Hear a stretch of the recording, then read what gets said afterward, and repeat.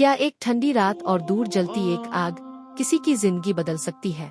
ये सिर्फ एक आम देहाती की दास्तान नहीं, बल्कि हिम्मत, सब्र, नाइंसाफी और एक मलिका की चालाक हिकमत अमली की कहानी है जो बादशाह का दिल बदल देती है।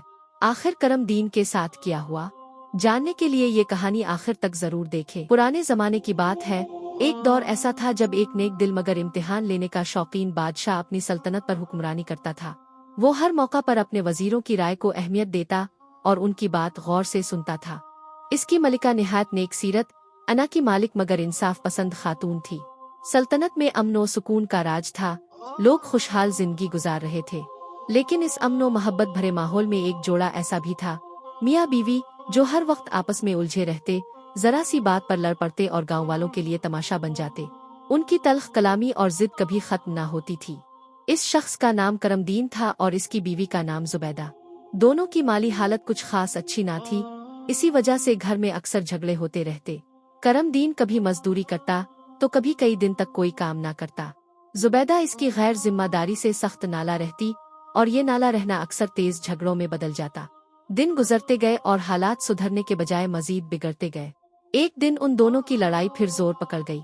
जुबैदा चीखती चलाती रही और करमदीन खामोशी से घर छोड़ कर निकल गया।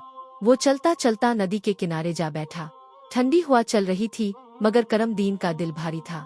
वो सोचता रहा कि जिंदगी आखिर इसके साथ इतनी सख्त क्यों है। इसी दौरान शहर भर में ये ऐलान गूंजने लगा कि बादशाह ने एक अजीब इम्तिहान रखा है। जो शख्स सल्तनत की बड़ी झेल में पूरी रात गुजारेगा, इसे खास इनाम दिया जाएगा। ये ऐलान सुनते ही करमदीन के दिल में एक अजीब सी हलचल मच गई। वो खुद से कहने लगा, वैसे भी जिंदगी से तंग हूँ, अगर ये काम कर लिया और जिंदा बच गया तो शायद किस्मत बदल जाए। इसने फैसला कर लिया, ये आ तो इसकी जिंदगी का रुख बदल देगी, आ फिर इसका अंजाम लिख देगी। करमदीन फैसला करके घर लूटा और सबसे पहले अपनी भाई के पास गया। वो जानता था कि बीवी जुबैदा से तो कोई सीधी बात हो नहीं सकती, इसलिए भाई से मशवरा बेहतर होगा।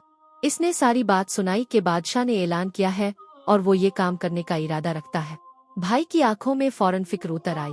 वो बोला, करमदीन, ये बहुत मुश्किल काम है, झेल की राह बहुत सर्द और खतरनाक होती है, अगर तुम्हें कुछ हो गया तो?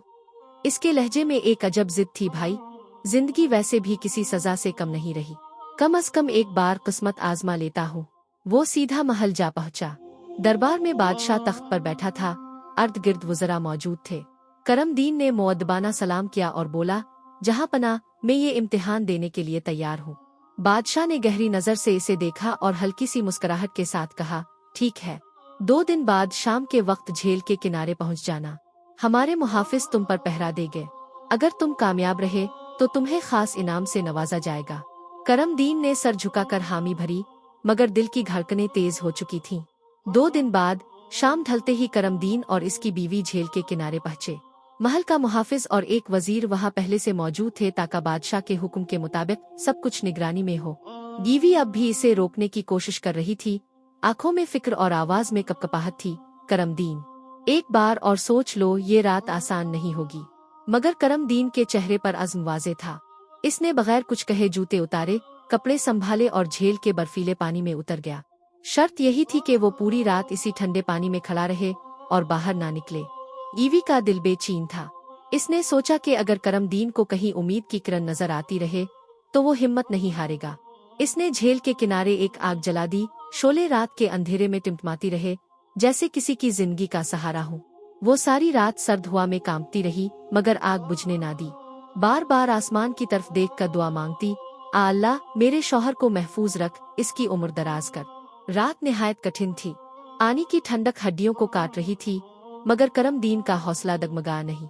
सुबह की पहली किरण फूटी तो मुहाफिज और वजीर आगे बढ़े। करमदीन कांपता हुआ, होंठ नीले पड़े हुए, लेकिन जिंदा झेल से बाहर निकला। मगर इसकी हालत बहुत खराब थी, जिस्म जैसे पत्थर हो गया हो।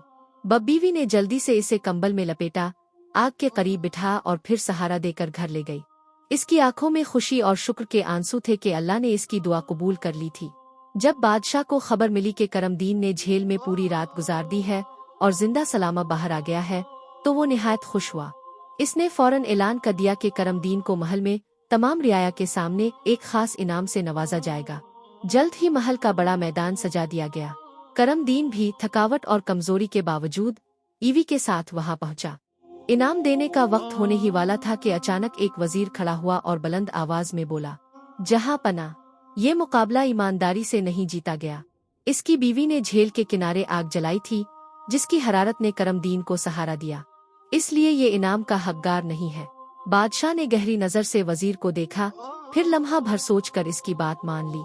इसने अफसोस भरे लहजे में कहा, करमदीन, तुमने हिम्मत जरूर की, मगर हमारे कानून के मुताबिक ये मदद मुकाबले का हिस्सा नहीं हो सकती, इसलिए तुम्हें इनाम नहीं दिया जा सकता। ये सुनते ही करमदीन का दिल टूट गया। इतनी सख्त रात और जान जोखम में डालने के बाद भी हाथ खाली रह गए। वो खामोशी से पलटा और अपनी बीवी के साथ घर वापस चला गया। मगर इस दिन के बाद एक अजीब सी तब्दीली आई। ईवी का रवैया करमदीन के साथ बहुत नरम हो गया। शायद इसने अपनी आंखों से इसकी कुर्बानी और हिम्मत देख ली थी। इसने खुद को बदल लिया, इसका ख्याल रखने लगी और इसकी जिंदगी में पहली बार घर का माहौल सुकून का गहवारा बन गया। लेकिन ये सब कुछ मलिका जहां आरा को पसंद न आया। इसके दिल में एक चुभन सी पैदा हुई। इसने सोचा कि बादशाह को खुद समझाना चाहिए, मगर फिर ख्याल आया कि सीधी बात शायद इसके दिल में ना उतरे। चुनांचे इसने एक चालाक सा मंसूबा बनाया। मलिका ने शाही खानसामा को बलवा कर कहा, आज तुम्हें छठी है। खानसामा हैरान हुआ मगर हुक्म बजा लाया। फिर मलिका सीधी बादशाह के पास गई और मुस्कुरा कर बोली, जहां पना, आज का खाना मैं अपने हाथों से पकाऊंगी। बादशाह ये सुनकर खुशी से झूम उठावा, ये तो कमाल हो जाएगा, जल्दी तैयार करो, बहुत भूख लगी है। मलिका ने दिल ही दिल में कहा, बस अब देखते हैं आपको बात कैसे समझ आती है। फिर वो शाही बावर्ची खाने में चली गई। मलिका जहां आरा बावर्ची खाने में गई और देगची में गोश्त डालकर पकाने के बजाय एक अनोखा अंदाज अपनाया।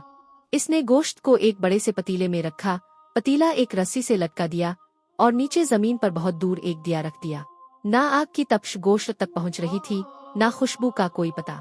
उधर बादशाह भूख से बेहाल हो रहा था।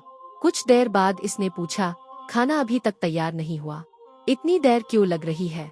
मलिका ने हंस कर कहा, बस पकने ही वाला है, थोड़ा सब्र करे। मगर सब्र का पैमाना लबरेज हो चुका था। आखिरकार बादशाह खुद उठकर बावर्ची खाने पहुंचा और ये मंजर देखकर हैरान रह गया। इसने कहा, मलिका, ये क्या कर रही हो? इस तरह तो गोश्त कभी नहीं पकेगा, क्योंकि इसे गर्मी ही नहीं मिल रही। मलिका ने सुकून से जवाब दिया, जी हाँ, मैं जानती हूँ। लेकिन फिर अपने कैसे मान लिया कि करमदीन को झेल में किनारे पर जलती आग से आराम मिला होगा। इसका हाल भी तो इस गोश्त जैसा था, गर्मी इतनी दूर से कहाँ पहुंचती है। बादशाह का चेहरा फौरन संजीदा हो गया। इसे अपनी गलती का एहसास हुआ और वो शर्मिंदा होकर बोला, मलिका, तुमने बिल्कुल दुरुस्त कहा, मैंने नाहक करमदीन का हक मारा। इसी लम्हे इसे बात पूरी तरह समझ आ गई। अगले दिन बादशाह ने शहर में ऐलान करवा दिया कि तमाम रियाया महल के बड़े मैदान में इकट्ठी हो। लोग जौक दर जौक वहां आने लगे। हर कोई जानना चाहता था कि आज क्या होने वाला है। जब सब इकट्ठे हो गए तो बादशाह ने हुक्म दिया कि करमदीन को दरबार में पेश किया जाए। करमदीन, जो कल तक मायूस होकर घर लूटा था, हैरानी और झिझक के साथ मैदान में आया। बादशाह तख्त से उठा, मुस्कुराते हुए इसके करीब आया और बुलंद आवाज में बोला, करमदीन, तुमने इस सल्तनत में सबसे बड़ी हिम्मत और सब्र का मुजाहरा किया है। कल मैंने तुम्हारे हक में इंसाफ ना किया, मगर आज अपनी गलती दुरुस्त करता हूँ।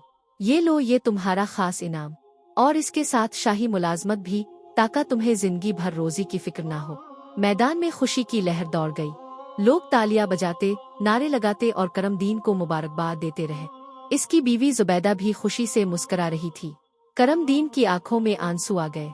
इसने आसमान की तरफ देखा और दिल ही दिल में कहा, अल्लाह तेरा शुक्र है।